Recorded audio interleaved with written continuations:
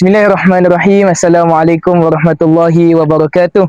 Alhamdulillahirabbil alamin wassalatu wassalamu ala asyrafil anbiya'i wal mursalin sayyidina Muhammad wa ala alihi wa sahbihi ajma'in, amma ba'd. Wa indahu mafatihul ghaibi la ya'lamuha illa hu wa ya'lamu ma fil barri wal bahr wa ma tasqutu min waraqatin illa ya'lamuha wa la habbatin fi zulumatil ardi wa la yabisin illa fi kitabim mubin, amma ba'd.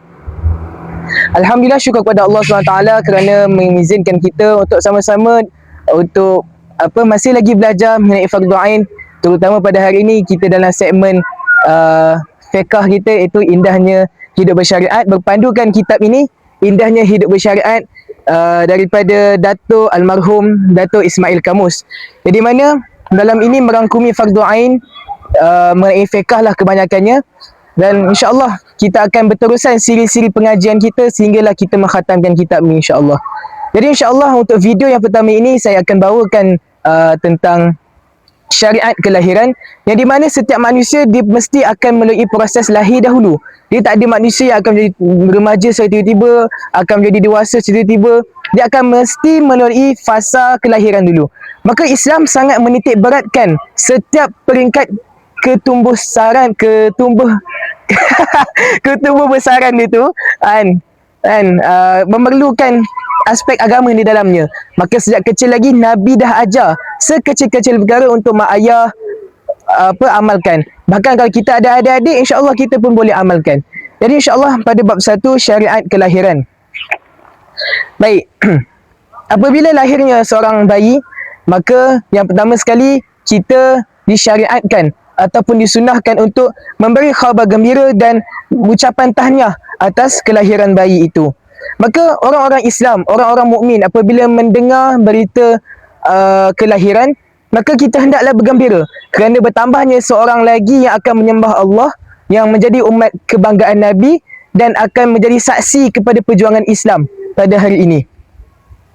Kalau kita tengok pada sirah Nabi SAW, kita dapati bahawa ketika baginda dilahirkan, Suwaibah memberi khabar gembira kepada Abu Lahab yang ketika itu menjadi majikannya dengan mengatakan telah lahir seorang anak lelaki daripada Abdullah. Maka Abu Lahab pada waktu itu membebaskan Suwaibah kerana terlalu gembira. Dan ucapan tahniah ni yang merupakan salah satu cara untuk kita meraihkan kegembiraan tersebut. Kerana pasangan suami isteri yang bersusah payah berjuang untuk membesarkan anak selama 9 bulan di dalam kandungan yang ada alahan dan sebagainya, maka bila kita diberi ucapan tahniah, maka kita akan rasa gembira, kita akan rasa orang sekeliling kita menghargai kita dan sebagainya. Yang kedua, apabila kelahiran bayi berlaku, perkara yang kedua kita kena buat adalah sebagai seorang ayah. Ini untuk ayah ataupun mana-mana saja individu yang berkelayakan ataupun yang boleh buat, iaitu kita kena azan dan iqamahkan kepada bayi tersebut. Kerana Nabi SAW bersabda, "Burika fil mauhubi wa syakartul wahiba wa balagha asyuddahu wa ruziqta burahu." Maksudnya, aku bersyukur kepada Allah yang menganugerahkan sungguh sempurna kekuasaannya dan kamu telah mendapat anugerah kebaikannya. Maka anugerah kebaikan yang kita dapat daripada Allah, pertama sekali kita kena mengalunkan azan. Di dalam azan ada kalimah asyhadu an la ilaha illallah, asyhadu anna Muhammadar Rasulullah. Seawal-awal kalimah yang didengar oleh bayi adalah kalimah Allah. Bermakna tujuan bayi ini diciptakan hanya untuk Allah dan kembali nanti pun hanya untuk Allah semata-mata. Begitu juga hadis yang diriwayatkan oleh Abu Rafi', wa an Abi Rafi' qala ra'aitu Rasulullah sallallahu alaihi wasallam azana fi udhunil Hasan bin Ali hina waladtahu Fatimah. Rasulullah sallallahu alaihi wasallam membacakan azan pada telinga kanan Hasan bin Ali yang baru dilahirkan oleh Fatimah. Kalau kita nak praktikkan azan, kita buat di sebelah telinga sebelah kanan, dan iqamah pula disunahkan pada telinga sebelah kiri. Jadi kenapa kita kena mengalunkan azan kepada bayi yang baru lahir? Ibnu Qayyim Al-Jauziyah menyebutkan yang pertama, kalimah-kalimah memuji kebesaran Allah disifatkan sebagai ucapan pertama yang meresap ke dalam hati insan yang baru lahir. Kerana bayi yang baru lahir ni umpama lembaran putih. ada hadis yang Nabi kata ibu bapa yang mencorakkan kain tersebut, maka sebagai seorang ibu bapa yang Islam, yang mukmin, yang mengamalkan ajaran Islam dalam kehidupannya, maka pertama sekali dalam mencorakkan agama pada anak-anak adalah tauhid. Kerana pertama sekali dah menegaskan dah Allahu Akbar, Allah Maha Besar, lagi Maha Besar daripada segala apa masalah yang kamu akan hadapi semasa remaja, semasa dewasa nanti. Yang kedua, salah satu syariat Islam yang berperanan untuk menghalau syaitan terkutuk dan mengengkang arus nafsu syahwat. Kerana bayi apabila baru sahaja lahir, kita tahu bayi ni semasa kecil dia tak ada hijab, kan? Dia boleh menampak benda-benda makhluk ghaib dan sebagainya. Maka untuk menenangkan hati dia dan sebagainya, kita azan. Dan juga dia sedar tak bila kita tengok bayi diazankan atau bayi dialunkan bacaan Al-Quran, dia akan jadi tenang. Daripada nangis, dia akan jadi tenang, dia akan jadi senyap. Salah satu rasanya adalah untuk menghalau gangguan syaitan dan juga mengekang arus nafsunya tersebut. Kemudian setelah kita azan diiqamahkan, sunnah yang ketiga adalah mentahnikkan bayi, ataupun orang Melayu kita sebut belah mulut.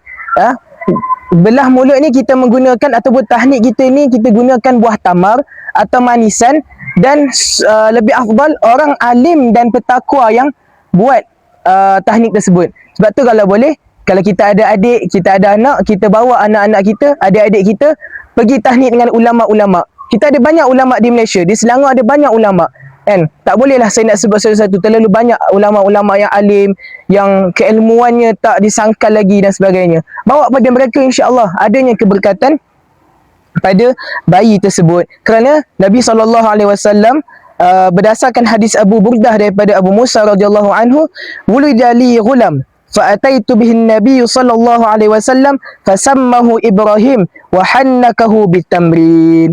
Aku telah mendapat seorang anak, iaitu Rasulullah aku telah mendapat seorang anak, kemudian aku membawa kepadanya kepada Nabi SAW, lalu baginda menamakannya Ibrahim, lalu baginda mentahnikkannya, iaitu membelah mulutnya dengan sebiji kurma. Jadi apakah hikmah daripada tahnik ini? Kerana semua apa yang diajarkan oleh Nabi SAW mempunyai banyak hikmah daripada segi psikologi, kesihatan dan pahalanya itu sendiri. Jadi hikmahnya daripada sudut kesihatannya adalah untuk menguatkan saraf mulut, untuk mempersiapkan bayi untuk hisap susu dengan sempurna. Sebab bayi dia akan dia akan hisap susu daripada ibunya, dan bayi akan hisap susu daripada botol susunya. Maka untuk kuatkan saraf-saraf dia, maka disunahkan untuk kita tahnik dia, kan? Sebab bila kita tahnik, kita guna jari telunjuk kita akan sapu, ataupun kita akan korek, dia sapu kita punya belah atas mulut ni dengan kurma. Maka dia akan gerakkan saraf-saraf tu mungkin. Sebab tu kadang-kadang kita dari situ boleh nampak, bayi ni dia menggigit tangan ustaz tu kan, tahnik tu maksudnya saraf-saraf dia aktif, dia cuba nak menghisap. Itu adalah antara hikmahnya. Dan kalaulah kurma susah nak dapat, kita boleh ganti dengan madu ataupun gula, mana yang senang lah. Dan lebih afdal lagi apabila dicampurkan kurma ataupun manisan tu dengan air zam-zam. Kemudian lepas kita dah tahnik dan sebagainya, kita juga perlu memberi nama-nama yang baik. Nama yang baik ini dia mempengaruhi sifat peribadi seorang Muslim. Bila kita bagi nama, contoh kita bagi nama anak kita Iman, maka kita mengharapkan anak kita mempunyai iman yang tinggi, iman orang yang soleh dan sebagainya. Begitu juga dengan nama-nama lain seperti Abdullah, hamba Allah, mengharapkan agar anaknya itu nanti akan menjadi hamba Allah yang taat dan sebagainya. Hadis daripada Nabi SAW, sesungguhnya pada hari kiamat nanti manusia akan dipanggil menghadap Allah dengan nama masing-masing dan nama bapa masing-masing seperti nama di dunia. Oleh itu pilihlah nama yang baik-baik. Bila contoh nama saya Muhammad Haris Hakim bin Muhammad Azmi, maka nanti di pada mahsyar nanti bila nak dihisap amalan saya, Allah akan panggil Muhammad Haris Hakim bin Muhammad Azmi. Itulah nama saya, itulah doa ibu bapa saya di dunia, dan itulah nama yang Allah akan panggil di akhirat nanti, dan itulah nama yang Nabi SAW kenal kepada orang yang berselawat kepadanya. Jadi kita, nama-nama yang digalakkan adalah kita ambil daripada nama Nabi-Nabi. Contoh kita ambil nama Rasulullah, kita ambil nama Muhammad. Sebab tu kita tengok majoriti orang Islam di Malaysia, kebanyakannya mereka meletakkan nama Muhammad di depan nama anak mereka, ingin mengambil keberkatan Muhammad di situ. Atau kita tak nak ambil nama Nabi Adam, Idris dan sampailah ke semua nama-nama Nabi. Itu nama-nama yang baik. Ataupun yang kedua, kita boleh ambil nama-nama daripada Asmaul Husna. Allah ada mempunyai 99 nama. Maka kita boleh ambil daripada 99 tu mana satu yang kita nak. Dengan syarat kita menambah Abdu. Kita menambah Abdu di depannya. Kita tak boleh nak terus letak nak letak Al-Qadir yang maha menentukan. Al-Qadir menentukan, seolah-olah anak tu yang maha menentukan. Maka kita kena letak Abdul Qadir, hamba kepada yang maha menentukan. Ataupun kita nak ambil yang ketiga, kita nak ambil daripada nama-nama para sahabat ataupun para orang yang soleh. Contoh kita nak ambil nama Khulafa'ur Rasyidin, Sayyidina Abu Bakar, Sayyidina Umar, Sayyidina Ali, Sayyidina Osman dan sebagainya. Ataupun kita nak ambil daripada nama-nama orang yang soleh. Kita nak ambil nama, contoh siapa nama orang yang soleh di muka bumi kita kenal. And contoh, okey, Imam Masjidil Haram, Syekh Yasir Al-Dosari. Kalau kita search nama Syekh Yasir Al-Dosari, semua orang kenal. Kita nak ambil keberkatan dengan berkat nama, aku letak nama Yasir dekat nama anak aku ni, moga-moga dia jadi orang yang menghafal Quran, mencintai Quran dan dapat menjadi imam pada satu masa nanti. Maka itu harapan yang baik-baik pada kita. Dan ada juga nama-nama yang kita tak boleh letak. Bukan sebarang nama kita boleh letak. Nama-nama yang kita tak boleh letak, yang pertama kita letak nama yang buruk, yang maksudnya buruk dan boleh mencemuhkan anak tersebut kepada masyarakat. Contoh kita letak nama anak kita Jahil. Jahil ni dalam bahasa Arab bodoh. Dalam bahasa Arab Jahil ni bodoh, tak erti, tak tahu apa. Ataupun kita letak nama anak kita Kazab. Kazab ni maksudnya pembohong, penipu. Ataupun kita letak nama anak kita Kirdun. Kirdun monyet kan. Kita jangan letak nama anak kita pelik-pelik, nanti dia kena ejek dan sebagainya, kesian. Dia bukan dia yang minta nama tu. Maka untuk mak ayah di luar sana, untuk abang-abang, kakak-kakak luar sana, kalau baru dapat adik, cakap kat mak ayah, cakap kat diri sendiri, kan? Cakaplah kat siapa-siapa, kat kawan-kawan, bagi nama yang elok, bagi nama orang-orang soleh supaya dapat keberkatan. Jangan duk ambil nama-nama yang pelik-pelik. Bunyi memang sedap, tapi maksud belum tentu sedap. Okey. Yang kedua, nama-nama yang khusus kepada Allah. Contoh, Ahad. Ahad bermaksud yang esa. Ahad ni Allah saja boleh pakai. Maka kita tak boleh pakai nama Ahad. Ataupun nama yang tak bawa faedah, tak ada maksud doa apa. Contoh kita letak nama anak kita Yasar. Yasar dengan Yasir berbeza. Yasar bermaksud kiri. Ataupun kita letak nama anak kita Yamin, sebelah kanan. Dia tak ada manfaat. Tak ada manfaat, tak ada doa di dalamnya. Ataupun kita letak nama sebutan Abdu, tapi selain daripada Allah. Contoh Abdul Uzza, hamba kepada Uzza, berhala yang ada di sekitar Kaabah pada zaman dahulu. Ataupun kita letak Abdul siapa lagi? Abdul apalah? Contoh Abdul Kaabah, hamba Kaabah. Abdul Qamar, hamba bulan. Abdul Syams, hamba matahari. So benda tu tidak boleh dan dilarang. Baik, selepas daripada itu, sunnah untuk kita buat akikah dan cukur rambut, ataupun kita buat cukur jambul, orang panggil madi cukur jambul. Jadi akikah ni daripada segi bahasa bermaksud memutus, tapi daripada segi syarak bermaksud menyembelih kambing atau ternakan lain seperti unta, biri-biri, kibas untuk anak yang baru lahir, dan disunnahkan buat pada hari yang ke-7 kelahiran atau selewat-lewatnya sebelum anak itu baligh. Dan ada hadis tentang akikah ni, Nabi SAW bersabda, bersama bayi itu akikahnya, maka tumpahkanlah darah untuknya dan tanggallah daripadanya perkara yang menyakitkan, kekotoran dan najis. Dan Rasulullah SAW menganjurkan supaya anak lelaki ini diakikahkan dengan 2 ekor kambing, ataupun seekor pun dah memadai kalau tak mampu 2 kambing. Dan untuk anak perempuan memadai seekor saja kambing. Ingat, untuk lelaki 2 ekor kambing, kalau perempuan seekor kambing. Jadi apa syarat-syarat akikah ni? Yang pertama, umur binatang sembelihan tu mestilah cukup syarat. Kalau untuk unta, dia mesti berumur 5 tahun lebih. Kalau lembu atau kerbau, mesti berumur 2 tahun lebih. Untuk kambing berumur 2 tahun ataupun dah ada gigi. Dan untuk kibas berumur 1 tahun atau dah ada gigi. Kemudian binatang sembelihan ni dia kena sihat, dia tak boleh cacat. dia kena sihat bermaksud dia tak ada penyakit apa-apa. Dia tak ada kena chickenpox ke, yang boleh merosakkan daging dia, ada kuman ke dalam darah dia yang merosakkan daging dia dan sebagainya, ataupun dia tempang, ataupun dia punya tulang patah. Itu tak boleh. Yang ketiga, daging akikah itu dipotong mengikut sendinya dan tidak memecahkan tulangnya sesuai dengan tujuan akikah itu sebagai fidak, iaitu mempertalikan ikatan dengan Allah Subhanahu Wa Taala dengan anak tersebut. Yang keempat, disembelih atas nama anak, tak boleh atas nama bapa, atas nama ibu tak boleh. Walaupun mak bapak yang keluarkan duit, tapi atas nama anak. Yang kelima, dia tak boleh berkongsi. Keenam, sebaiknya berakikah dengan kambing, tapi boleh juga berakikah dengan unta, lembu dan kerbau. Sebab sunnah Nabi SAW adalah Nabi akikah dengan kambing. Jadi apa hukum kita daging akikah ni? Kita buat jamuan, kita buat masak-masak, kita buat kenduri, hukumnya sunat untuk buat jamuan. Sebab berkongsi jamuan, berkongsi makan ataupun memberi makan kepada orang-orang di sekeliling kita. Dan ada amalan mencukur rambut, kita kasih botak semua habis baby yang baru dilahirkan, ataupun orang Malaysia panggil, orang Melayu panggil cukur jambul. Ibnu Qayyim ada sebut bahawa dia berkaitan dengan kesihatan anak tadi.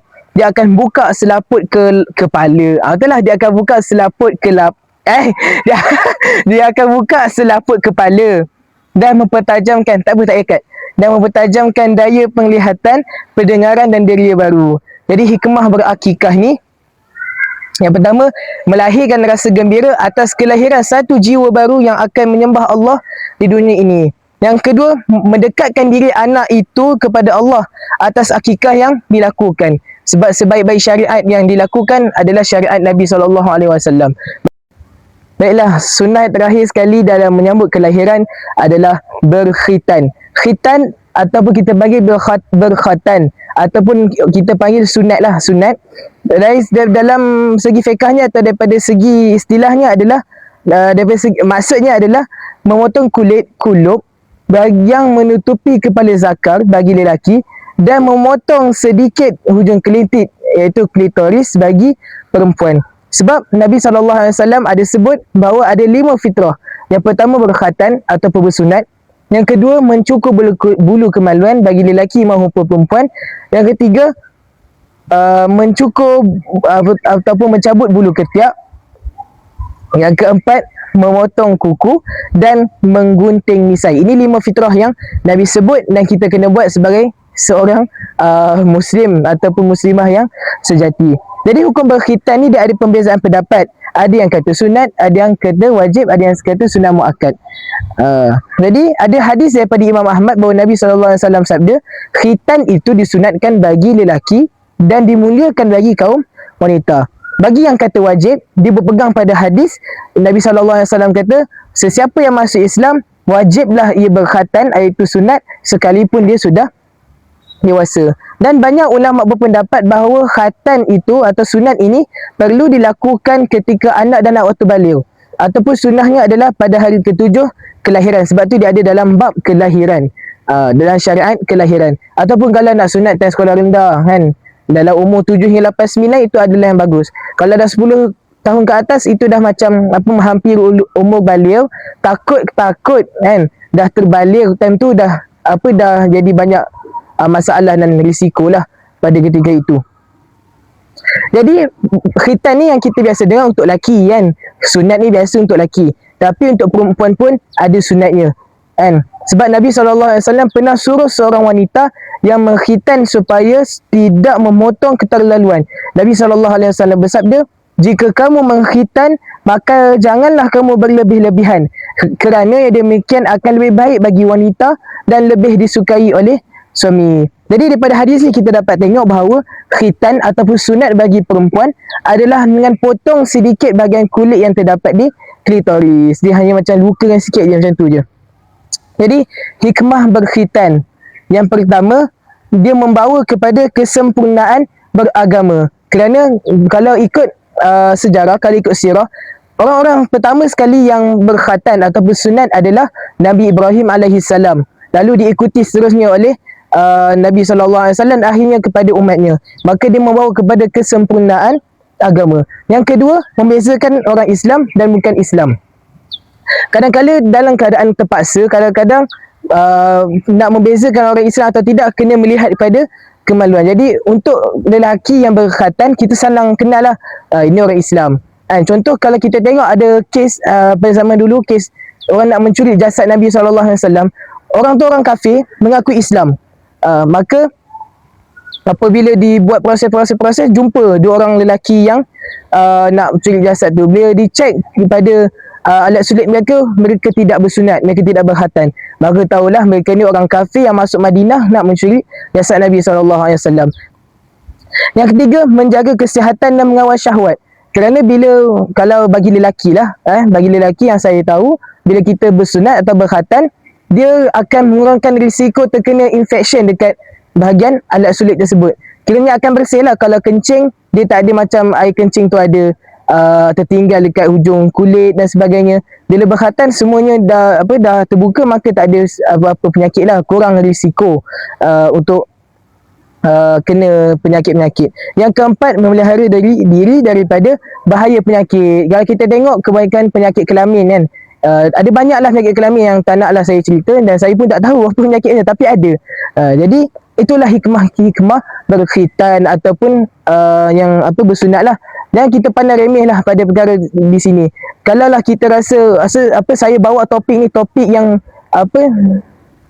melucahkan atau apa-apa, jangan fikir jangan fikir macam tu. Saya hanya nak menyampaikan, bukan untuk melucah, bukan untuk nak berkata buruk pasal anggota badan kita, tidak. Jadi alhamdulillah kita dah habis pada bab fiqh, iaitu syariat kelahiran, iaitu sunnah-sunnah semasa kelahiran. Saya ulang balik tadi, yang pertama, kita mengucapkan tahniah kepada orang yang mendapat anak dan memberi khabar gembira. Yang kedua, kita azan dan iqamah pada bayi. Yang ketiga, kita mentahnikkan bayi. Yang keempat, kita memberikan nama yang baik kepada bayi. Yang kelima, kita membuat akikah dan cukur rambut bayi tersebut. Keenam, menghitankan bayi atau anak tersebut. Jadi yang baik semua daripada Allah SWT, yang buruk yang kurang daripada saya sendiri. Dengan lafaz wabillahi taufiq wal hidayah. Wassalamualaikum warahmatullahi wabarakatuh.